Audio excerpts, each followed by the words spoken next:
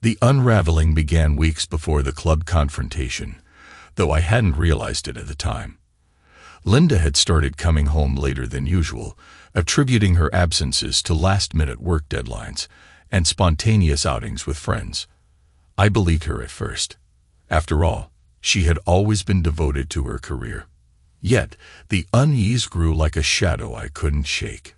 One evening, while sorting laundry, I discovered a crumpled receipt in her coat pocket. It was for a lavish dinner at a restaurant we had once promised to visit together. I ignored it, convincing myself it was a business expense or an outing with her colleagues. Still, doubt lingered.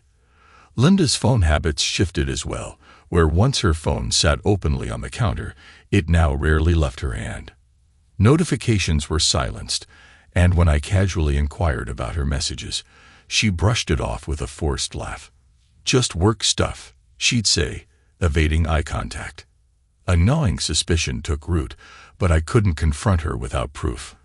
Our once vibrant weekends turned strained. Linda seemed distracted, her mind elsewhere even during family meals. The kids noticed too. "Why's Mom so quiet lately?" our eldest asked one Sunday. I deflected with reassurances I didn't fully believe myself. The final straw came during a routine grocery trip. I bumped into one of Linda's closest friends who hesitated before greeting me. Her demeanor was stiff, her smile artificial. "Linda's been working so hard lately, hasn't she?" she said, her tone laced with something I couldn't place. It felt like an unspoken warning. That night I waited for Linda to come home, but she never did. Instead, a text arrived at 2 a.m. "Staying with friends, don't wait up." The pit in my stomach became a chasm. Something was undeniably wrong, and I was determined to uncover the truth. It wasn't until I walked into the club and saw Dee that the pieces began to fall into place, revealing a betrayal I had hoped was only in my mind.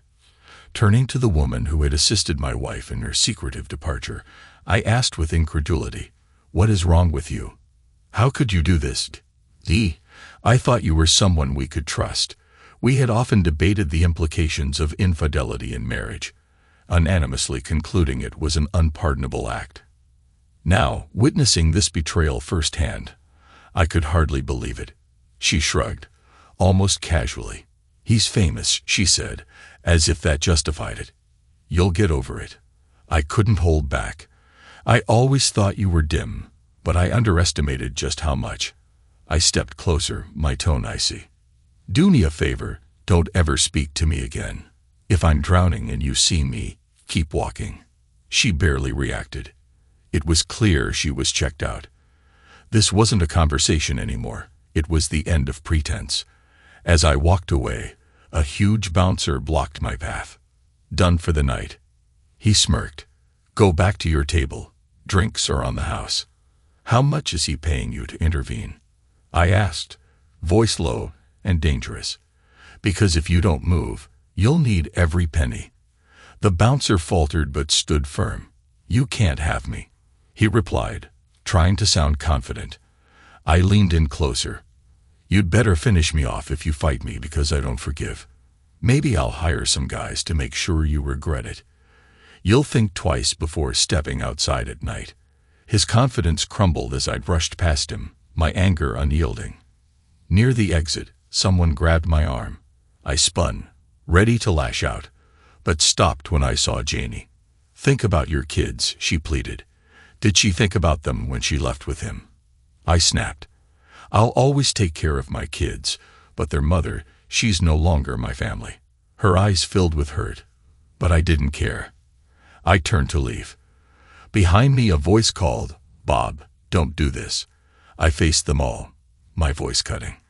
"I didn't throw anything away," she did. "Look me in the eye and tell me you'd forgive your wife for this." "You can't." I locked eyes with Harry. "Wait, you already know. She's seeing him again, isn't she?" Harry froze while Erica slumped and walked off. The group dissolved into bickering, and I stepped into the elevator without another word. At home I packed quickly, leaving Linda's things untouched. If she wanted them, she could come get them. 30 minutes later, I was in the parking lot when my so-called friends blocked my car. "Move," I said coldly. Anyone still here, when I start the engine will regret it. Eric stepped forward, trying to speak, but I cut him off with a fist to the gut. None of them were fighters. They didn't know how to defend themselves, but I did.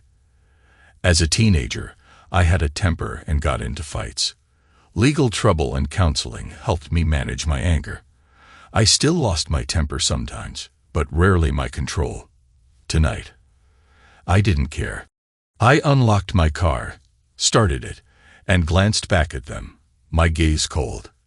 Pressing the gas, I screeched out of the lot, forcing them to scatter. I didn't know where I was going. She'd been gone for an hour, probably with him.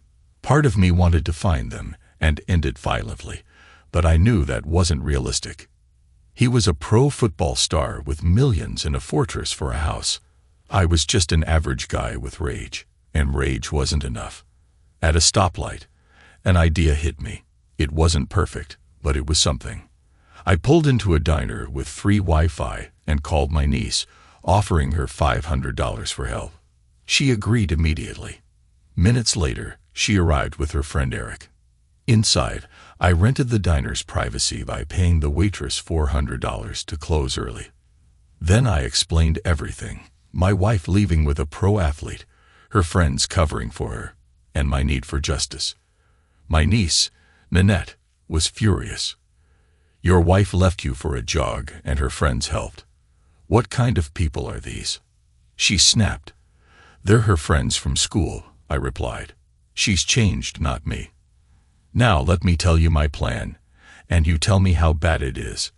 Nanette grinned. Eric, get the black box. The black box was a modified, untraceable laptop. Nanette assured me it was safe. Within minutes, she hacked into my wife's social media accounts. Ready? She asked. Let's make this ugly. Eric hesitated. Once we do this, there's no going back. Are you sure? I'm sure, I said firmly. There's no coming back from this betrayal. Nanette began typing as if she were my wife, crafting posts full of scandalous and incriminating details. She bragged about joining the celebrity club and shared crude, suggestive comments about the football player.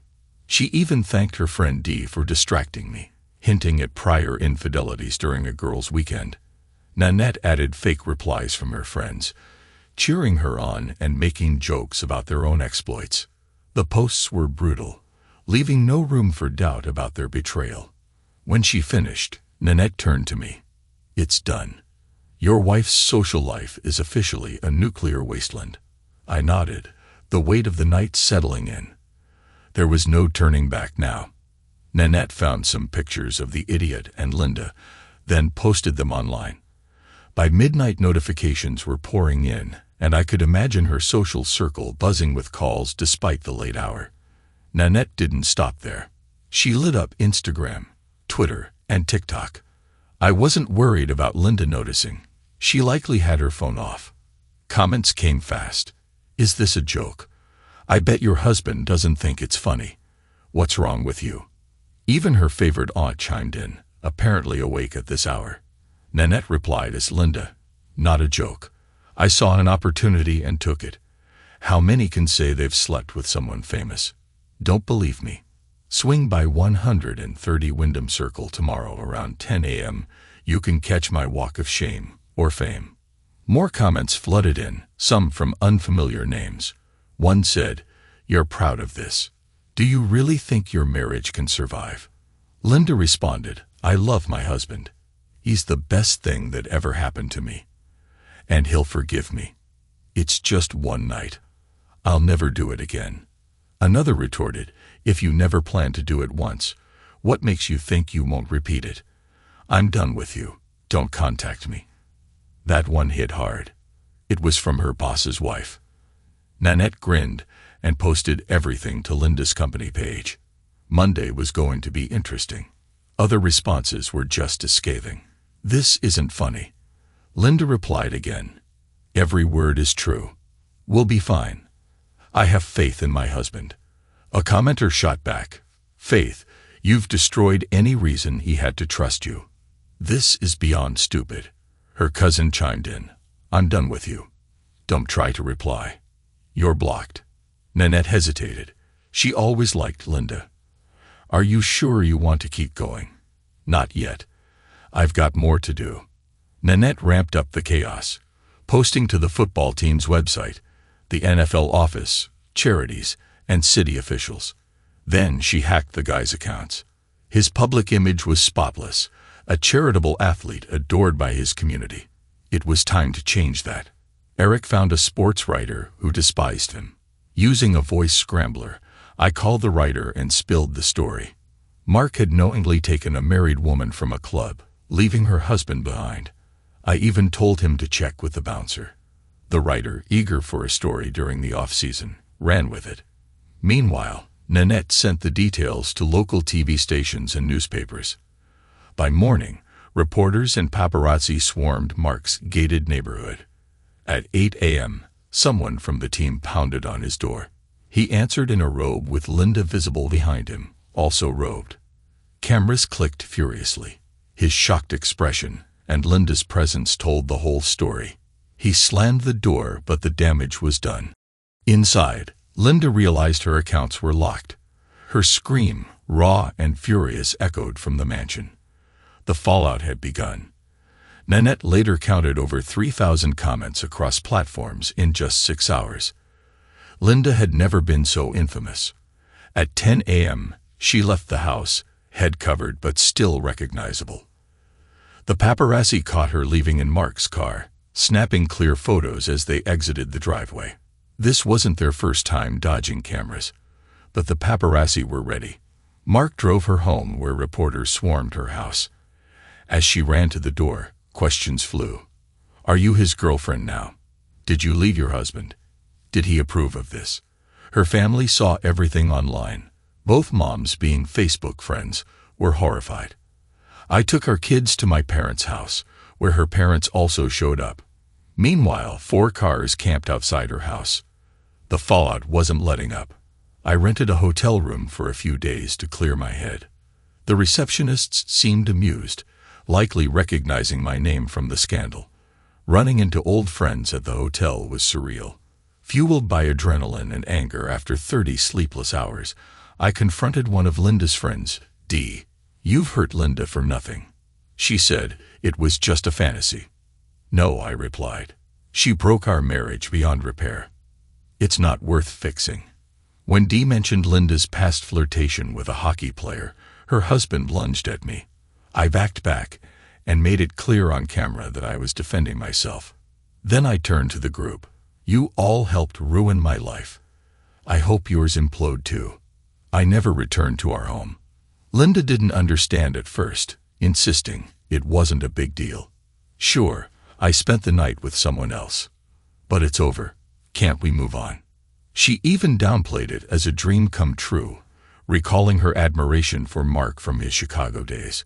When I filed for divorce, citing infidelity, her attitude shifted to anger and desperation. She tried threats and appeals, but I refused to budge. The scandal nearly cost her job, and her boss's wife barely tolerated her presence. The media frenzy escalated when the paparazzi bribed the club's bouncer, who revealed that Mark had a history of similar incidents. He wasn't just a party boy. He was a habitual homewrecker. Mark probably regretted not signing with a different team after leaving Chicago.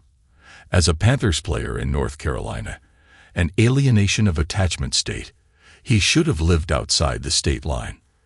My lawyer advised against pursuing him until my divorce was finalized, but Mark, his team, and the NFL immediately went into damage control.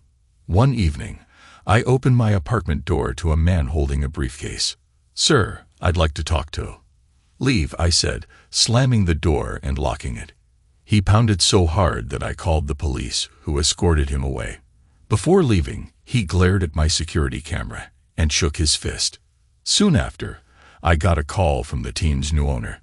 How did you get my number? I asked. He sighed. Does it matter? I hung up, changed my number, and repeated this routine for 8 days. Then another caller identified himself as a representative of the children's charity Go Deep. I don't have funds for another charity, I told him. "I'm not asking for a donation," he responded. "We want to offer you money." "Why?" I asked, confused. "The charity's founder is Mark Lee," he explained. Instead saying another word, I hung up again and blocked the number. Soon, I started receiving emails blaming me for the charity's decline. When I finally decided to return the call, they immediately accused me of tarnishing Mark's reputation. "Let me be clear," I said, my voice steady. "This man seduced my wife right in front of me. With dozens of witnesses, she stayed overnight. Whether or not she admits it, we know what happened. If he publicly confesses, I might consider talking." "That wouldn't be wise," the caller warned. "Why don't you just let this go?" "No," I replied firmly. "Tell Mark to invent time travel, undo what he did, and then we'll talk. Otherwise, things are about to get much worse. Don't contact me again." Later, I vented to Eric and Nanette about my frustration with cell phones, which sparked an idea. They developed an app that mimicked the sound of slamming a phone receiver. It sold 50,000 downloads in 2 months, earning enough for me to buy a house. The kids loved it, but leaving them for good broke my heart. Linda was delusional, insisting it was just one night. "One night too many," I replied. "You planned this with your friends, so I wouldn't stop you. You stole our future that night. Mark doesn't care he ruined a family." My rare outburst startled her. Maybe she thought I was weak, because I never raised my voice before. The kids struggled with the separation, so I sent them to therapy. The therapist carefully explained that their mother had made a serious mistake and was facing the consequences. The therapist invited us to separate sessions and provided me with summaries since I was paying. Linda continued denying her guilt and told the kids her actions weren't serious enough to justify divorce. When our daughter asked what she had done, Linda said it was an adult issue she'd understand when she was older. Our 4-year-old son, who picks up a lot from the media, asked questions too, but Linda only admitted to making a mistake and said she was trying to fix it.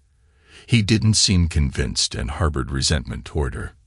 In my session, I answered honestly, "Yes, son, I'm divorcing your mother because she broke a commitment. Promises, especially those made in front of others and bound legally and spiritually, matter. When someone breaks that trust, it's hard to rebuild. Imagine I promised to pick you up every Wednesday but left you waiting one day because I chose to do something else. How many times would you believe me before deciding you couldn't trust me?" I followed the therapist's advice, refraining from criticizing Linda, and assured them that despite the divorce, we both loved them deeply. Linda, however, undermined this by telling the kids that I was being stubborn and that the divorce was unnecessary. The therapist, frustrated, confronted her saying, "Your children already understand that your relationship with your husband is over. You need to accept responsibility for your actions and move on. I recommend counseling for you to process this, but I will no longer work with you." This only prompted Linda to pursue counseling, which the judge mandated for 8 sessions. The therapist had the option to halt sessions after 4 if no progress was made. During the hearing, I addressed the judge. "Your Honor, I'll attend these sessions as required, but I refuse to go beyond 8. I have no interest in reconciling with my wife beyond co-parenting. If necessary, I'm prepared to face fines or jail. Also, I request that her lover attend 1 session to explain why he believes it's acceptable to sleep with married women and how that shouldn't impact a marriage. Thank you." My lawyer looked shocked. The judge seemed torn between laughing and reprimanding me, and Linda appeared on the verge of getting sick. Her lawyer looked desperate for something to object to. After banging his gavel twice, the judge spoke. "I can't mandate someone to marriage counseling for a marriage they're not in. I'll draft a letter for consideration, but don't expect much. Your attorney can legally subpoena him to court if you want, but that's your call. Counselors, submit a list of therapists or get one from the court. Sessions must start in 2 weeks, twice a week to finish quickly. If a session is missed, it will count as valid and no rescheduling will be allowed." Ordered. Next case. Linda wasn't happy. She confronted me by the car, her expression determined. This needs to stop. It's not what I wanted. I hesitated for a moment, but asked, what did you expect? I thought you'd be mad, but loved me enough to move past it. It was just one night. That's not worth throwing everything away. Our years together, our family, our kids. I snapped. It wasn't just one night. It's every night after that.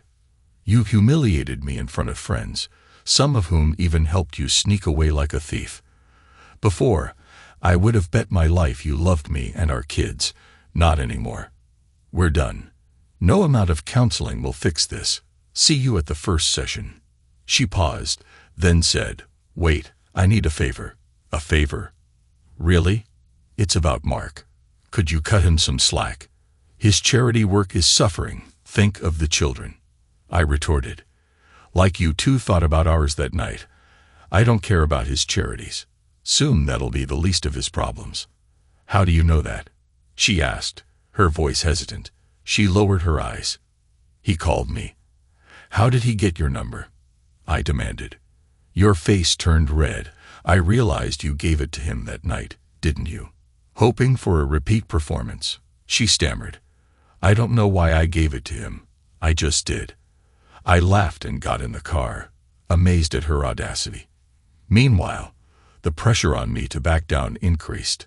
The league, the team, charities and sports shows all urged me to drop it. Even my boss, a team fan, leaned on me. I responded by finding another job. When my boss realized how this would look publicly, he tried to backtrack. It was too late, especially after I filed an HR complaint. I had a feeling his career was over. I started documenting every conversation, keeping them short and to the point. A sports announcer invited me on his top-rated radio show, where I shared bombshells from these discussions. One about a team owner went viral. The owner called, furious, and threatened to sue. The host barely held back laughter. My guest is nodding. Do you have a response? I grinned.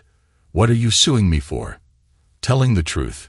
In this state, one-party consent makes it legal to record conversations. I won't use this legally unless you force me to. My lawyer says we have grounds to accuse your team and the league of maltreatment and mental anguish. The owner hung up. The clip went national, and I didn't hear from them again. As for Mark, the press ignored him unless it was about the divorce. Once treated like a hero, he grew frustrated.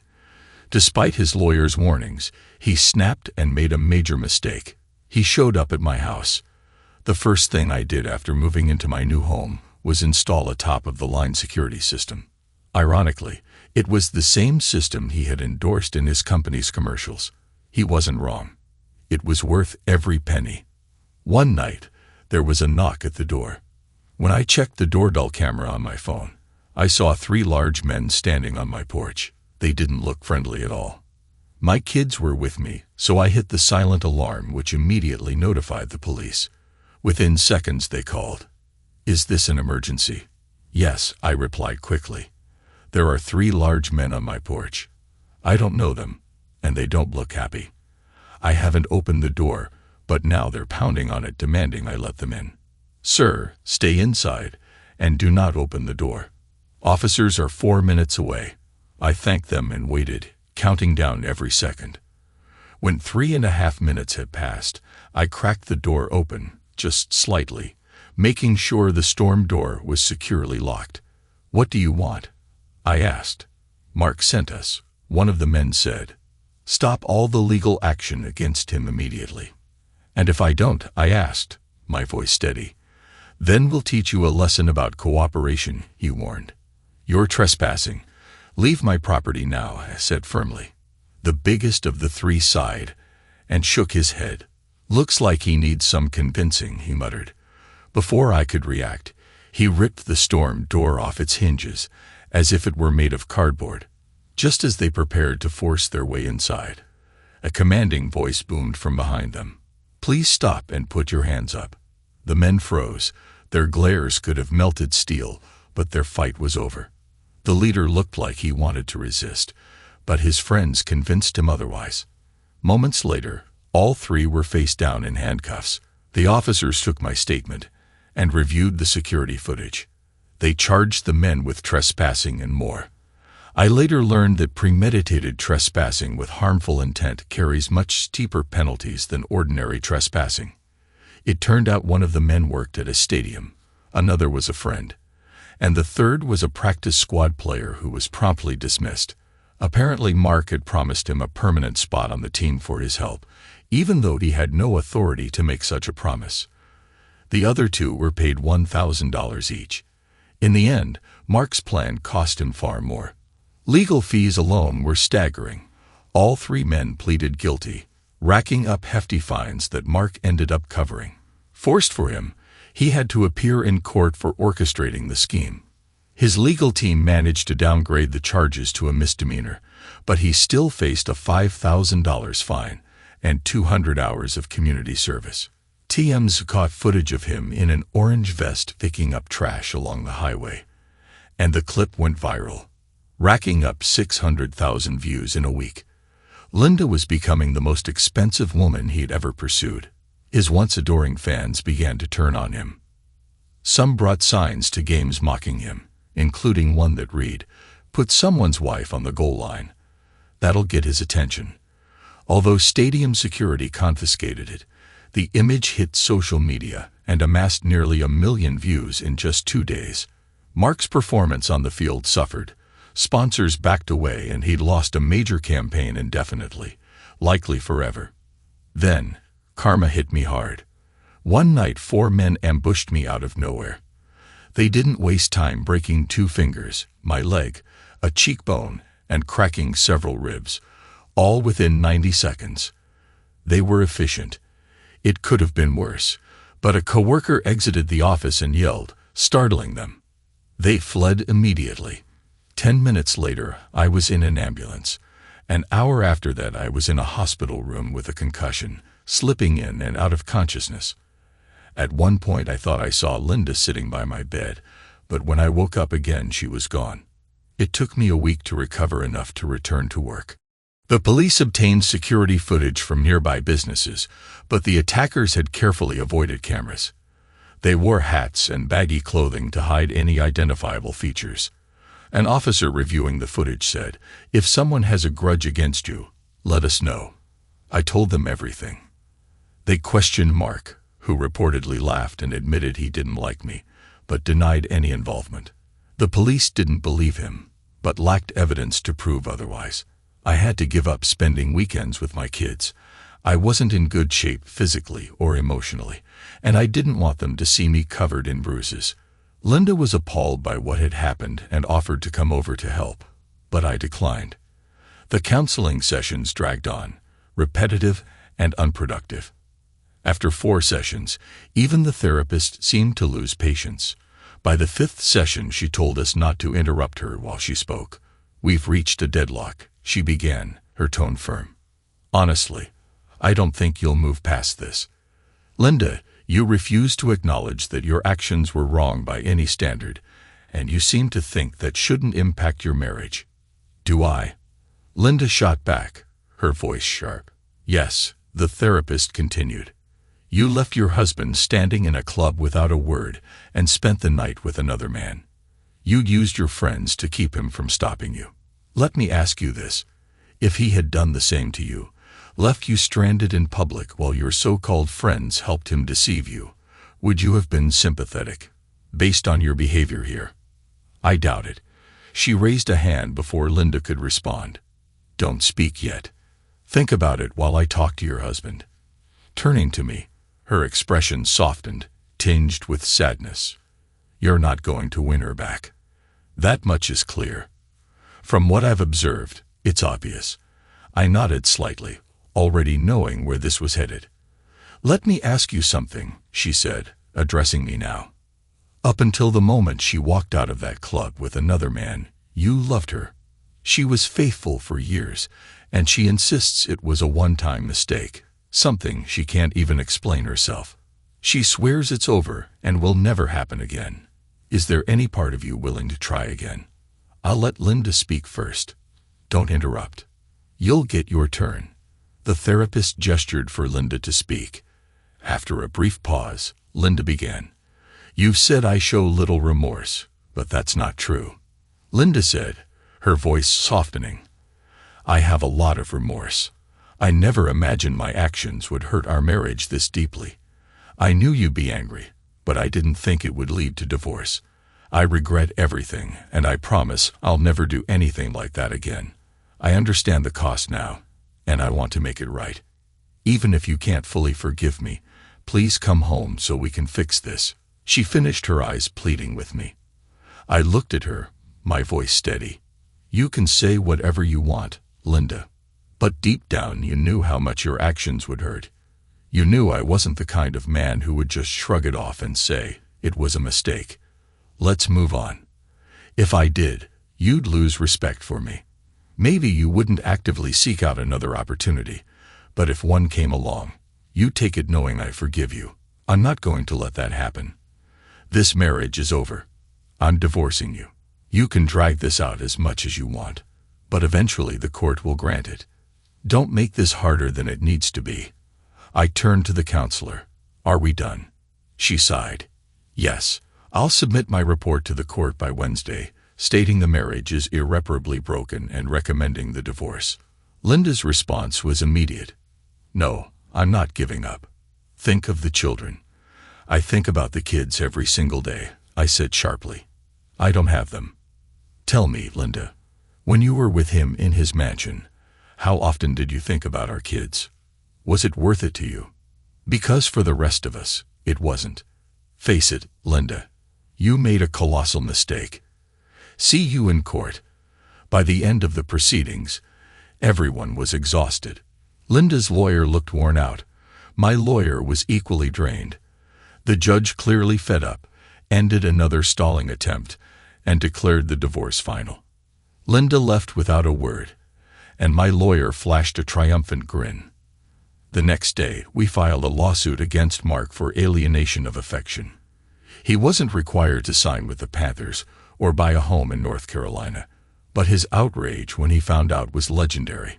His lawyer groaned, "He can't do this." "Unfortunately, he can," someone replied. "It's still legal here." Yes, it's an outdated law that should have been repealed years ago, but it wasn't.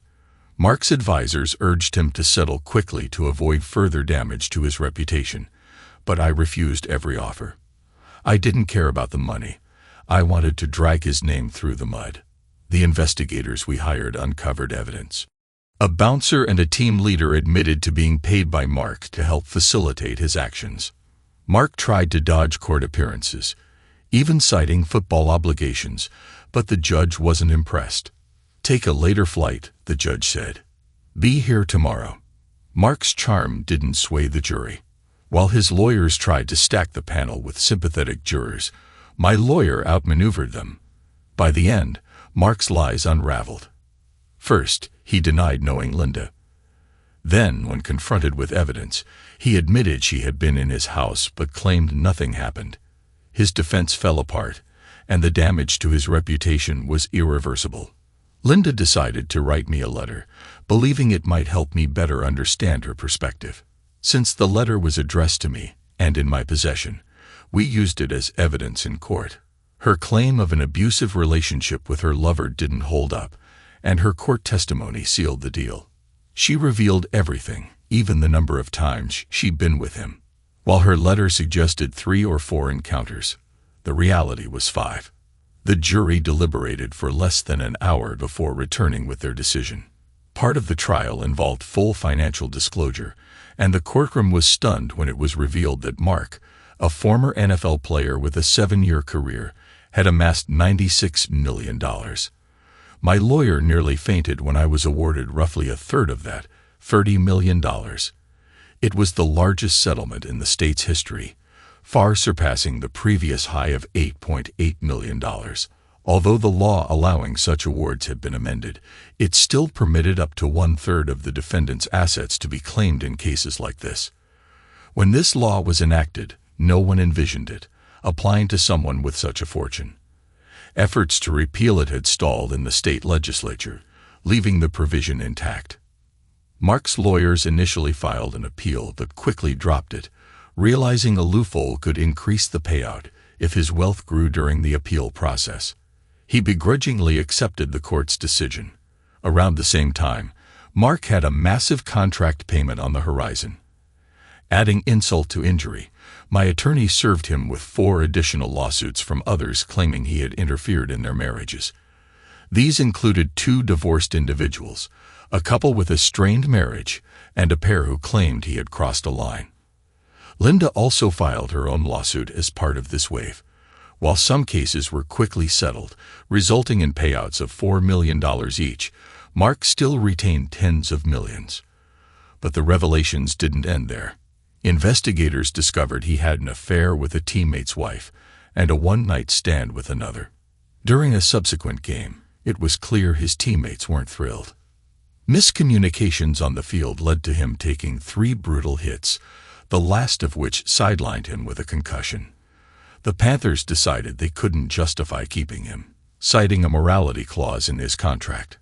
Mark was traded to Green Bay, where his performance was decent but unremarkable.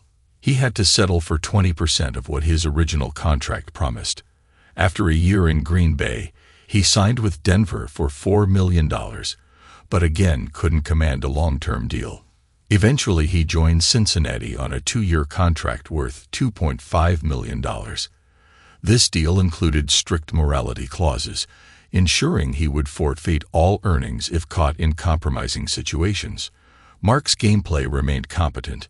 It was far from his peak, and the team declined to renew his contract when it expired.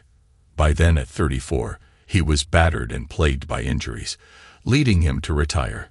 Post-retirement, Mark hosted a radio show for 2 years with the Bengals before fading into obscurity. Despite his troubles, he still had about $50 million left, a far cry from the fortune he could have had without lawsuits and bad publicity. When last heard of, he had bought 2 car dealerships in California and reportedly returned to his old habits. One of his escapades ended with a confrontation that left him walking with a limp. It seemed he hadn't learned much. I came across an article about him in a sports magazine. It was part of a Where Are They Now feature, showing him at the grand opening of his 3rd dealership. He'd gained weight and shaved his head, likely due to balding. Despite everything, his remaining millions in past glory probably still made him attractive to some. I briefly considered sending the article to Linda. Speaking of Linda, she received half of our savings and was allowed to keep the house until our youngest child turned 18.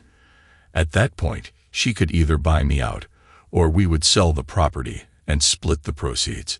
She also got child support based on my former salary. They were still my kids, and I made sure they had everything they needed. I even bought her a new SUV to replace her totaled car, ensuring the kids had safe, reliable transportation.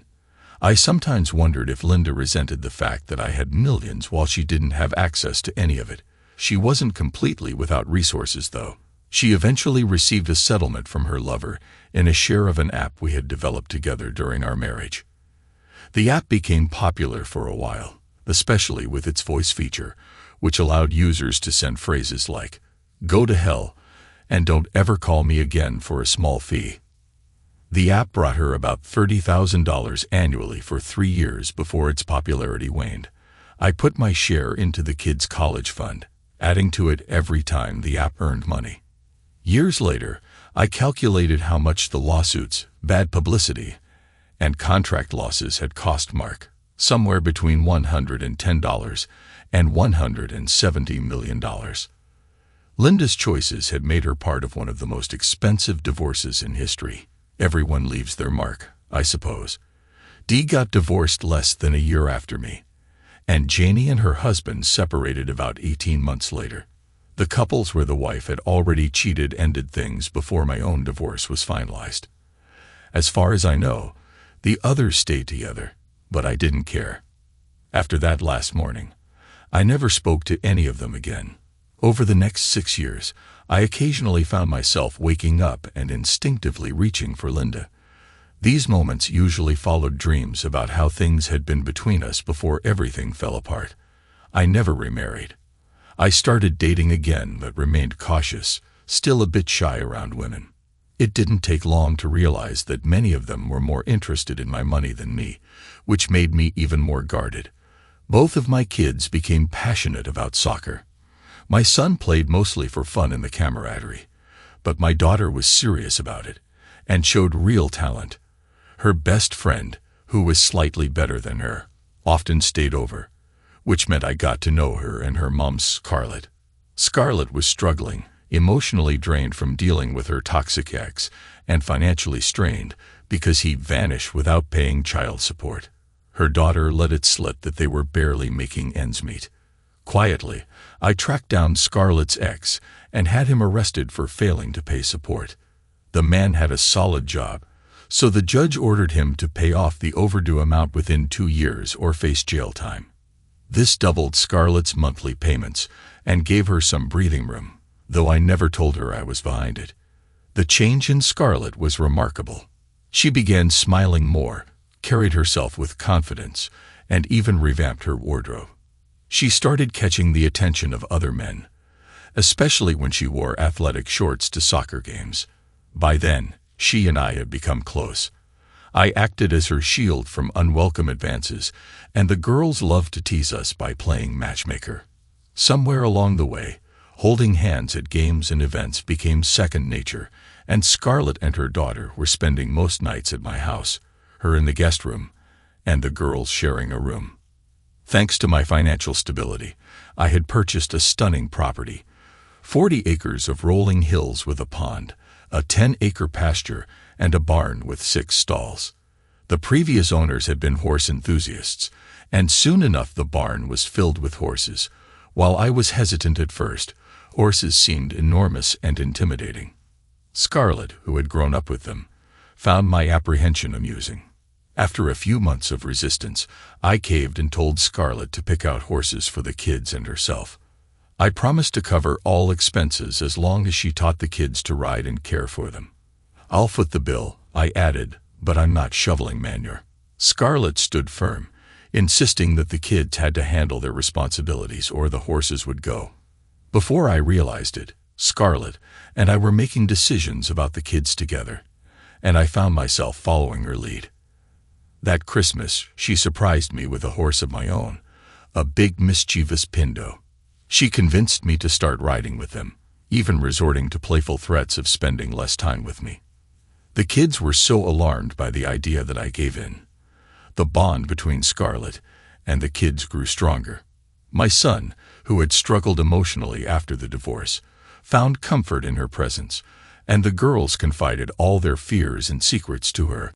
Over time, I not only learned to ride but also found myself shoveling manure for the compost Scarlett used in her vegetable garden. Somehow Scarlett roped me into helping her expand the garden, though I couldn't resist laughing when she struggled with the cultivator. She didn't appreciate my amusement, but I ended up finishing the tilling for her. The kids pitched in too, after Scarlett told them they wouldn't get to eat anything from the garden if they didn't help. One day, after dropping the girls off at soccer camp, I asked Scarlett if she ever thought about dating again. Her face flushed, and she gave me a look that said I was clueless. Then she laughed. "I am dating.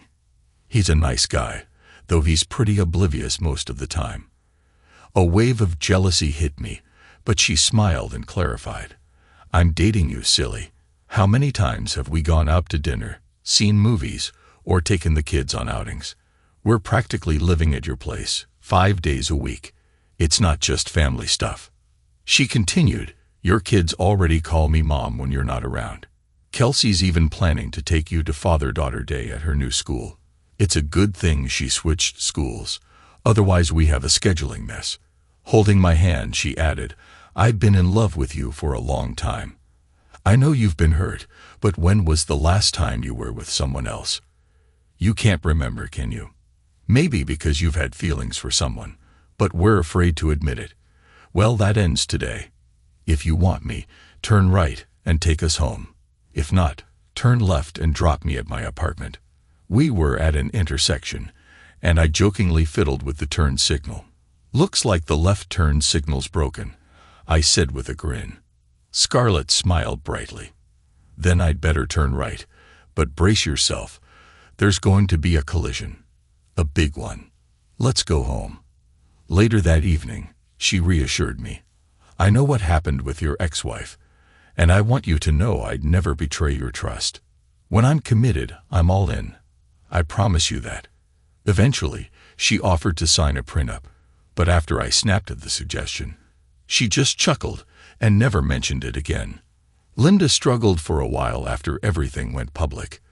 The fallout from her affair with me and the alienation of affection lawsuit that dominated the headlines for weeks clung to her like an unwelcome shadow. She left her job claiming the emotional baggage was too much to bear. Financially, she was stable thanks to the generous divorce settlement she received from me. So she took nearly a year off before working again. Eventually, she joined a fledgling company, did her homework, and invested $1 million in the startup, acquiring a 10% stake. Within a year, she was promoted as the business began to grow. Out of curiosity, I decided to look into the company. They had a solid product and a smart business model, but they were clearly underfunded. After consulting with my investment team, I discreetly put $5 million into the company under our children's names when they went public, giving Linda the voting proxies. Despite her betrayal, I trusted her to always prioritize our kids' best interests. With the investment, she became the controlling partner. When the company restructured, Linda was promoted to vice president of sales and production. She threw herself into the role, working more than 50 hours a week, but she seemed energized by it. Meanwhile, the kids spent most of their time at my house, doting on their little brother. Scarlett, who was 6 years younger than me, had made it clear before we married that she wanted at least one child. Daniel Brock, named after her grandfather, was now nearly 2 years old. I was relieved the older kids adored him, as it gave Scarlett some much-needed breaks. At my urging, Scarlett left her career to focus on being a stay-at-home mom, a full-time job with 3 teenagers and a toddler to manage. Despite my busy life, I still had sleepless nights. Sometimes I'd lie awake, thinking about where my life might have gone if Linda hadn't cheated. I noticed something curious during these nights. If I got up for a drink or to use the bathroom, Scarlett would toss and turn in bed. But the moment I returned and placed a hand on her, she'd drift into a deep, peaceful sleep. I began to realize how much she relied on physical closeness for comfort. When we walked or went shopping, her hand naturally found mine, as if it was second nature, except when one of us was off wrangling the kids. Then, as soon as she could, her hand would be back in mine. Thinking back, I recalled how Linda used to keep as much distance as possible in bed, often claiming she was too hot to sleep near me. That contrast struck me again at our son's high school graduation. Scarlett had stepped away to take photos with his friends, and Linda's new husband tagged along, as their son and ours had become close. Their connection reminded me of how Scarlett and I had started. Linda and I had been divorced for over a decade, and she'd been remarried for 3 years. While she and her new husband seemed happy, she approached me during the ceremony, her eyes heavy with sadness.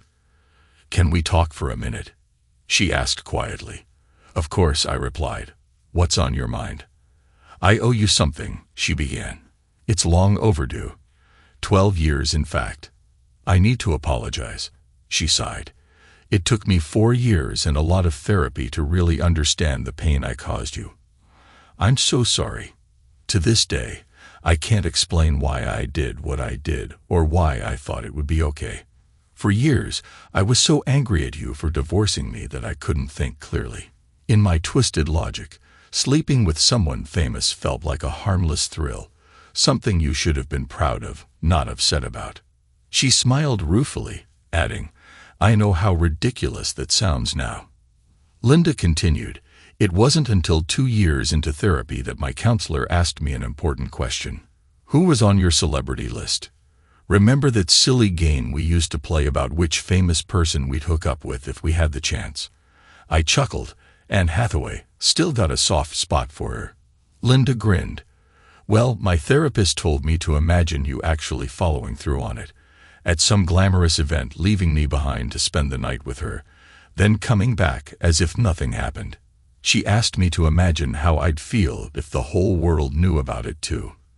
At first I laughed and said he'd never do that to me. But then I let myself really think about it, and I got furious, like absolutely livid. That was my breakthrough moment. I realized that my anger in that hypothetical situation was the exact pain I inflicted on you in real life, and I knew nothing could ever erase that. She looked at me, her voice steady, but tinged with regret. So here it is, I was wrong. You had every right to end our marriage. If the roles were reversed, I'd never have trusted you again, no matter how much you apologized. If I could go back, I'd laugh in that guy's face when he asked me to dance. Her sincerity took me by surprise. Thank you, Linda, I said after a moment. Doing this now, it helps in a way. As I walked away, her words stayed with me. Life doesn't give us do-overs. Burnt bridges are hard to rebuild, and the water that's flowed beneath them isn't coming back. I had a lot with Linda, but with Scarlett, I found everything I could ever need. After everything had settled, the court battles, the media frenzy, the emotional turmoil, life took on a strange calm. It was as if I had been living in the eye of a hurricane, and now the storm had passed, leaving a quiet but oddly unsettling stillness. I looked around at the life I had rebuilt, piecing together the remnants of what once was and forging something entirely new. The house echoed with laughter from the kids and Scarlett's gentle voice calling everyone to dinner. But there were moments, especially late at night, when the quiet became a mirror, reflecting back all the pain and growth I had endured. I often found myself in the barn, rushing the horses long after the kids had gone to bed. There was something therapeutic about the rhythmic motion, the way the animals' steady presence grounded me. Scarlett would sometimes join me, her laughter soft in the dim light as she teased me about my growing fondness for the creatures I once feared. "You're unnatural," she'd say, her eyes sparkling. Who would have thought? As the years went on, the scars of the past began to fade, though they never disappeared entirely. Linda and I had managed to find a fragile peace, mainly for the sake of the kids. She had remarried, and while I could see she was happy in her way, there was always a trace of regret in her eyes when we crossed paths at family events. It wasn't malicious or bitter, it was simply a quiet acknowledgement of what could have been.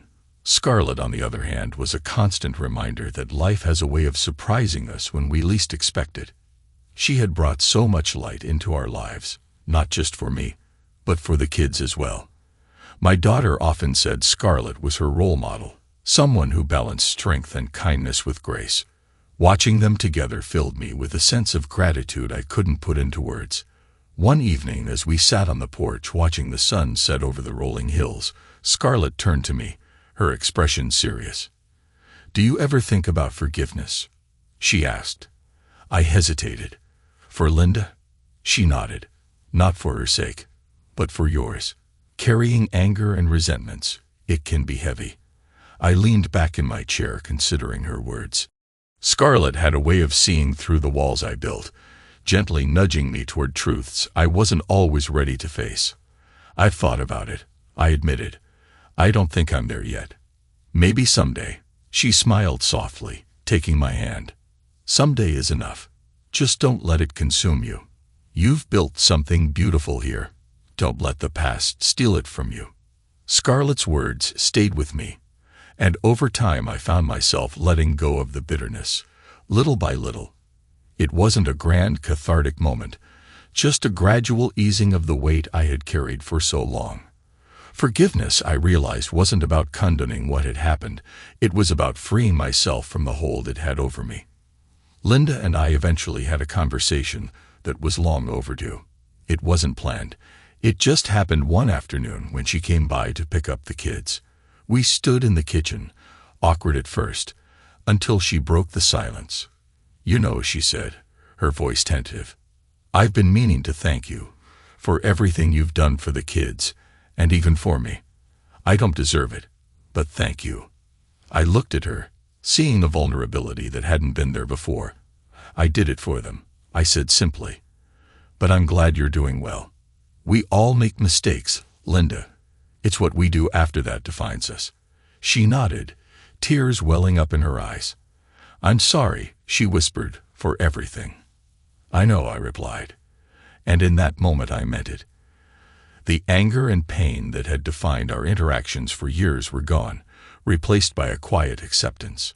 We would never be what we once were, but maybe, just maybe, we could find a way to coexist peacefully. Life, I've learned, is a series of endings and beginnings. Some doors close, others open. And sometimes you find yourself standing in the threshold, unsure of which way to go. But if there's one thing I've come to understand, it's that every ending, no matter how painful, holds the promise of a new beginning. And as I sat on that porch with Scarlett, her hand in mine, and the sound of laughter echoing from the barn, I knew I had found mine.